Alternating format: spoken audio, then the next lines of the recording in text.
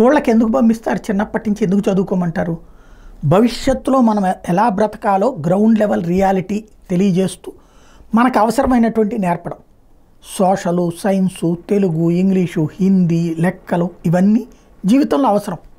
కాబట్టి వాటి ప్రాథమికమైనటువంటి అంశాలు అక్కడ మనకు నేర్పుతారు.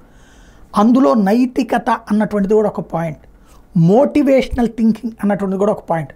మా చిన్నప్పుడు ఇంగ్లీష్లో ఉండేది, అబ్రహం లింకన్ గారు సాధించినటువంటిది, ఒక చెప్పులు కుట్టే వ్యక్తి ఆ దేశపు అధ్యక్షుడు ఎలా అయ్యాడు అన్నటువంటిది నాన్ డీటెయిల్లో ఒక పాఠ్యాంశం కింద ఉండేది.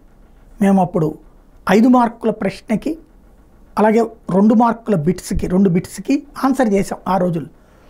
ఇప్పుడు మన దేశంలో ఎక్కడో దేశానికి సంబంధించిన ఎవరో అయ్యారన్నటువంటిది రాస్తున్నాం. కానీ మన దేశంలో నరేంద్ర మోడీ ఒక టీ అమ్మేటటువంటి వ్యక్తి ప్రధానమంత్రి దాకా వెళ్ళాడు. ఒక సామాన్యుడైనటువంటి కుటుంబం ప్రధానమంత్రి స్థాయికి వెళ్ళాడు. ఇది బ్యూటీ ఆఫ్ డెమోక్రసీ.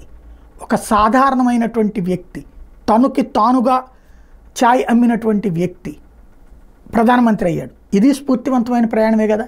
ఇవి భవిష్యత్ తరాలకు తెలియాల్సిన అంశం కాదా? రాజకీయాలంటే ఏవగింపు కలిగించేలా ఉన్నటువంటి నాయకుల ప్రవర్తనల మధ్యన ఆ రాజకీయాల పట్ల యువతలో ఆకర్షణ రావాలంటే ఇట్లాంటి అంశాలు వాళ్ళల్లో చైతన్యం తీసుకురావాలి.